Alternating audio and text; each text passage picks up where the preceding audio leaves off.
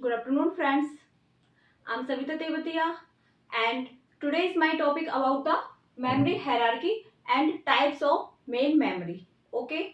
तो फर्स्ट हम आपको मेमोरी हायरार्की के बारे में आज हम पढ़ेंगे और it's really very important topic related to exam because most of the questions के comes from this topic. Okay, और एक खुशी की बात भी है कि जो एस्टेट है वो हमारा लाइफ टाइम के लिए अब हो गया है और हमें मतलब बार बार एग्जाम देने की जरूरत नहीं है।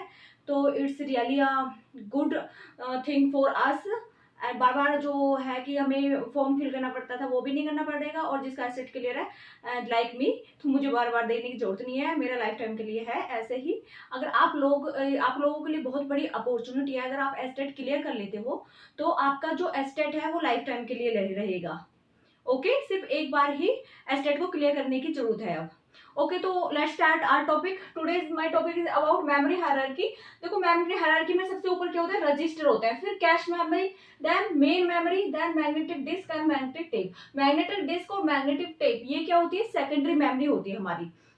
अब देखो, जो रजिस्टर होते हैं ना वो हमारे सीपीयू के अंदर ही होते हैं, जो सबसे फास्ट इसमें से क्वेश्चंस बनता है। इसमें से क्वेश्चंस क्या बनता है कि सबसे फास्ट हमारी मेमोरी कौन सी है, जो हमारे डेटा को एक्सेस करती है फास्टली, वो मेमोरी कौन सी है। कई बार आ जाता है रजिस्टर, आ जाता है मेन मेमोरी, कैश मेमोरी और सेकंड मेमोरी। तो सबको पता है, मोस्टली बच्चों को पता है कि कैश मेमोरी जो होती है वो बहुत ही फास्ट मेमोरी होती है, लेकिन इसी कंफ्यूजन की वजह से कैश मेमोरी पे टिक कर देते हैं। लेकिन अगर रजिस्टर आए तो सबसे पहले रजिस्टर पे टिक करना है, क्योंकि देखो सबसे टॉप पे है रजिस्टर, और इसका जो एक्सेसिंग टाइम होता है ये बहुत कम होता है, कि मतलब ये बहुत जल्दी एक्सेस करता है डेटा को।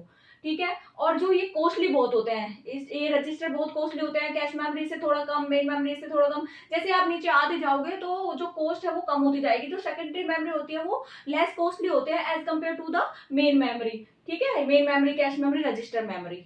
ओके, और जो इनका एक्सेसिव टाइम होता है ये भी बढ़ जाता है। मैं ये जो सेकेंडरी मेमोरी होती है इनमें थोड़ा टाइम ज्यादा लगता है, लेकिन रजिस्टर, कैश मेमोरी और मेन मेमोरी वगैरह जल्दी से एक्सेस होते हैं, ये डेटा को जल्दी एक्सेस करते हैं। साइज भी स्मॉल हो जाता है, इनका साइज थोड़ा बड़ा होता है, सेकेंडरी मेमोरी का साइज जो थोड़ा कम होता है, और ऐसे इनकी कॉस्ट इंक्रीज हो जाती है।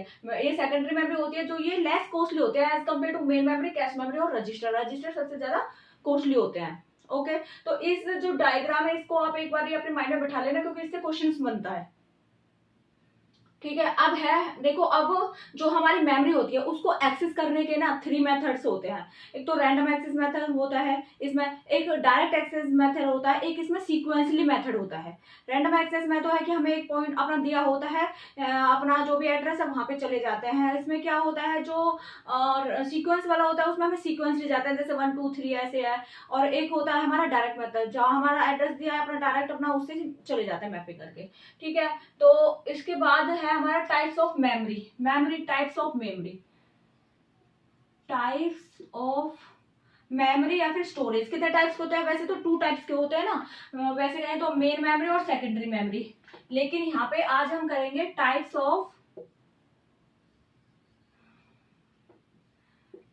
Of main memory.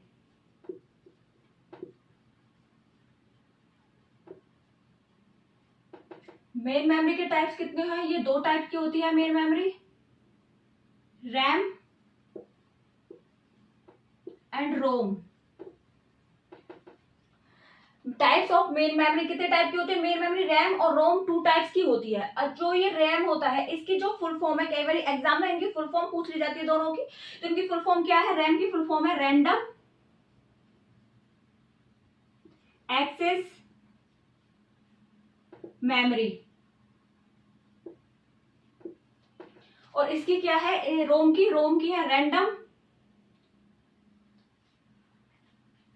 इसकी है रीड ओनली मेमोरी।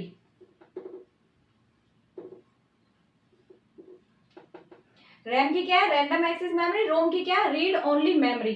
ठीक है, इनके आगे टाइप होते हैं। रैम के टाइप क्या है? स्टैटिक रैम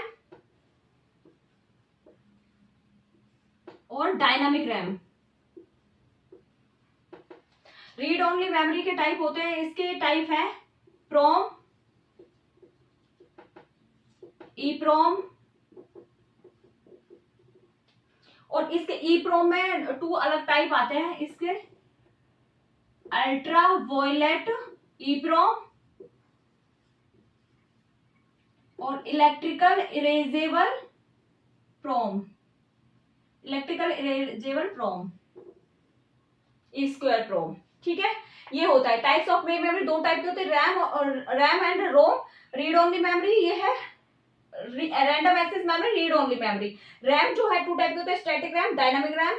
एंड रोम जो है थ्री टाइप्स के होते हैं, टू टाइप्स के होते हैं। ये आगे फर्दर डिवाइड होते हैं, कई बार थ्री टाइप्स भी बोल देते हैं इसको, ऐसे भी बोल देते हैं, प्रोम, ई प्रोम और ई स्क्वायर प्रोम, ई स्क्वायर प्रोम। वैसे ये इसका प्रोम होता है और ई प्रोम टू टाइप्स का होता है। और फिर ई प्रोम के फर्दर टू डिवाइड होते हैं, ultra violet erasable programmable read only memory and electrically erasable programmable read only memory, ये होते हैं इसमें। ठीक है ना। इसमें आप देखो क्या होता है, जो स्टैटिक रैम होता है ना, रैम, पहले रैम होता क्या है, रैम क्या है, रैम एक वोलेटाइल मेमोरी है। रैम क्या है, वोलेटाइल मेमोरी है। वोलेटाइल का मीन्स क्या होता है, वोलेटाइल का मीन्स होता है लाइक हम अपने पीसी पे वर्क कर रहे हैं और जैसे हमारी लाइट चली जाती है, तो आप जैसे आपने डेटा सेव नहीं किया, आपने फिर आपका पीसी जो है बंद हो गया, आपने दोबारा से उसको ऑन किया, तो क्या करोगे, जो भी आपने प्रोग्राम लिखा है वो आपको नहीं मिलेगा, वो आपका इरेज हो चुका होगा, डिस्ट्रॉय हो चुका होगा, वो आपका सेव नहीं है। ठीक है, तो ये क्या है, जैसे हमारी लाइट ऑफ हो जाती है तो हमारा डेटा इरेज हो जाता है, वो होता है वोलेटाइल। ये वोलेटाइल है। रोम क्या है, नॉन वोलेटाइल, मीन्स अगर लाइट ऑफ भी होगी तो वो डेटा इरेज नहीं होता है। ठीक है, ये परमानेंट स्टोर हो जाता है इसमें। ठीक है, रैम क्या होता है, रैम जो फास्ट एक्सेस मेमोरी होती है ये स्लो होती है as compared to RAM. RAM क्या होता है, कॉस्टली होती है, रोम थोड़ा कॉस्टली कम होती है as compared to RAM. RAM जो है ये जो है नॉर्मल प्रोग्राम्स के लिए यूज की जाती है रैम्स, लेकिन रोम स्टार्टअप प्रोग्राम के लिए यूज की जाती है। जब हम अपने पीसी अपने कंप्यूटर को ऑन करते हैं तो ये रोम जो है बूटस्ट्रैप लोडर को स्टोर करता है, ताकि हमारा जो ऑपरेटिंग सिस्टम है वो लोड हो सके और अपना एग्जीक्यूशन कर सके। तो कई बार क्वेश्चन में पूछा जाता है कि बूटस्ट्रैप लोडर को कौन स्टोर करता है, तो रोम स्टोर करता है। ठीक है, जितने भी स्टार्टअप प्रोग्राम होते हैं उनमें हम किसको यूज करते हैं, रोम को यूज करते हैं। रोम एम्बेडेड सिस्टम में यूज होता है। ठीक है, कॉस्टली कम होता है एज कम्पेयर टू रैम। इस तरह से देखो मैंने इसके डिफरेंस हो गए हैं, ये कॉस्टली होता है, ये कम कॉस्टली होता है, ये इसकी स्पीड फास्ट होती है, इसकी स्पीड कम होती है। इसका पहला प्रोवाइड हो जाता है रैंडम एक्सेस मेमोरी है, ये रीड ओनली मेमोरी है। इसके टाइप भी आ जाएंगे, ये भी डिफरेंसेस में आ जाता है, स्टैटिक रैम, डायनामिक रैम, और इस टाइप से इसके हो जाएंगे। ये वोलेटाइल मेमोरी है रैम, और रोम क्या है, नॉन वोलेटाइल है, ये नॉर्मल प्रोग्राम के एग्जीक्यूशन के लिए यूज की जाती है रैम। और रोम जितने भी हमारे स्टार्टअप प्रोग्राम होते हैं उनके लिए हम किसको यूज करते हैं, हम रोम को यूज करते हैं। ठीक है, अब इसमें है स्टैटिक रैम और डायनामिक रैम। ये क्या होते हैं, जो स्टैटिक रैम होता है हमारी, ये हमारा कैश मेमोरी में यूज करते हैं हम, और जो डायनामिक रैम होता है इसको हम मेन मेमोरी में यूज करते हैं। तो देखो जो कैश मेमोरी होती है वो मेन मेमोरी से भी फास्टर होती है, देखो, क्योंकि देखो यहाँ पे कैश मेमोरी सबसे फास्टर कौन होते हैं, रजिस्टर, फिर क्या होता है कैश मेमोरी, फिर मेन मेमोरी है।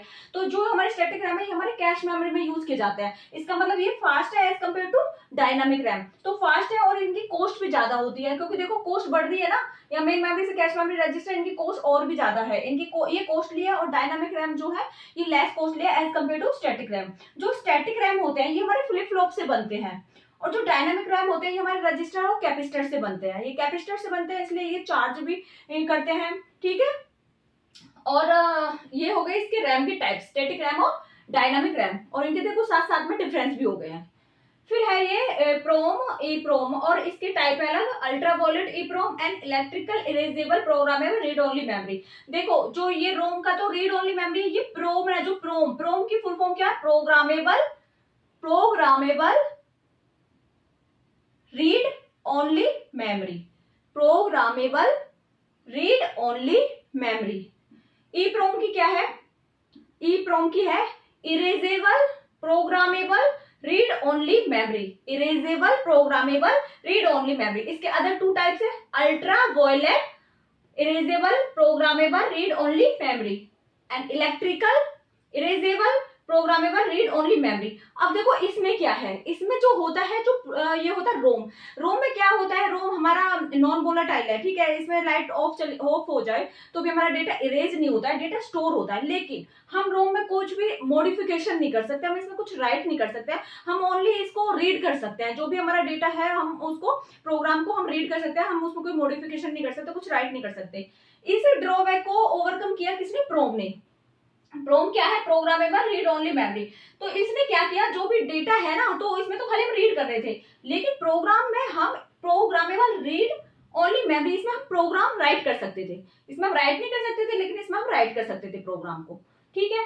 फिर इसके दूसरा है EPROM, electrically erasable program on read only memory program. P ROM में तो हम प्रोग्राम को राइट कर सकते थे, रोम में तो हम खाली रीड कर रहे थे, लेकिन प्रोम में हम क्या कर रहे थे, प्रोग्राम को राइट भी कर सकते थे, लेकिन हम उसमें एक बार जैसे हमने प्रोग्राम कुछ राइट कर दिया है तो हम उसमें फिर मॉडिफिकेशन नहीं कर सकते थे, इसमें ये था, ठीक है। और इसमें क्या था, ईप्रोम में था कि जैसे इसने प्रोग्राम राइट किया फिर उसके बाद ये मॉडिफिकेशन नहीं कर सकता, तो उसने इसे ओवरकम किया इस ड्रॉबैक को, ये इरेज कर सकता था जो प्रोग्राम राइट किया है इसने, फिर उसको इरेज करके वो दूसरा प्रोग्राम भी राइट कर सकता है, मतलब छोटे छोटे माइक्रो प्रोग्राम्स वगैरह। जैसे देखो हमें अपने सिस्टम की परफॉर्मेंस को इम्प्रूव करने के लिए कोई सॉफ्टवेयर बना, फिर हम उसमें कुछ और एडिशन करके हम नया सॉफ्टवेयर लाते हैं, तो वो कैसे करते हैं, हम जो प्रोग्राम लिखा हुआ होता है उसको ही हम इरेज करते हैं और हम नया कोड उसमें डालते हैं, कुछ नया बनाते हैं, तो वो हुआ ईप्रोम के थ्रू हमारा, ठीक है। वो चेंज करने जो होते हैं अपने सिस्टम की परफॉर्मेंस को इम्प्रूव करने के लिए जो हमें मॉडिफिकेशन करनी पड़ती है वो हम ईप्रोम के थ्रू करने लग गए, क्योंकि हम उसको जो राइटर किया हमें प्रोग्राम उसको इरेज करके फिर हम उस प्रोग्राम को करने लग गए, ठीक है।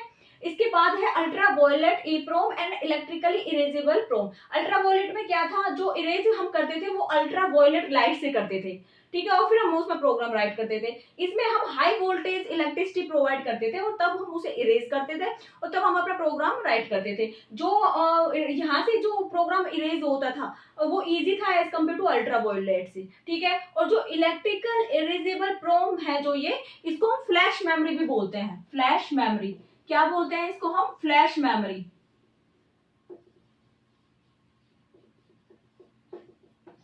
Electrical erasable program read, electrically erasable programmable read only memory को हम फ्लैश मेमोरी भी कहते हैं, ठीक है। ये है इसमें, और एक इसमें पॉइंट देखो, कैश मेमोरी बहुत ही इंपॉर्टेंट पॉइंट है। ये मैग्नेटिक डिस्क, मैग्नेटिक टेप, ये तो सेकेंडरी मेमोरी है, ठीक है, ये हम नेक्स्ट क्लास में करेंगे, टाइप ऑफ सेकेंडरी मेमोरी। ये हमने मेन मेमोरी हमने कर ही लिया है। ये है कैश मेमोरी, जो हमारी कैश मेमोरी होती है, ये हम क्यों यूज करते हैं कैश मेमोरी, हम कैश मेमोरी यूज करते हैं, हम अपने सीपीयू की प्रोसेसिंग स्पीड को इंक्रीज करने के लिए हम कैश मेमोरी को यूज करते हैं। कैश मेमोरी हम किस लिए यूज करते हैं, हम अपनी सीपीयू की प्रोसेसिंग को हम इंक्रीज करने के लिए हम इसको यूज करते हैं। देखो जैसे हमारा यहाँ पे है सीपीयू, कैसे होता है, हमारा यहाँ पे है सेंट्रल प्रोसेसिंग यूनिट, ठीक है।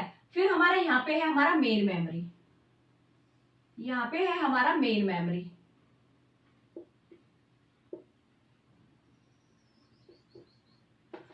और इसके बाद है हमारा सेकेंडरी मेमोरी, ये है हमारा सेकेंडरी मेमोरी।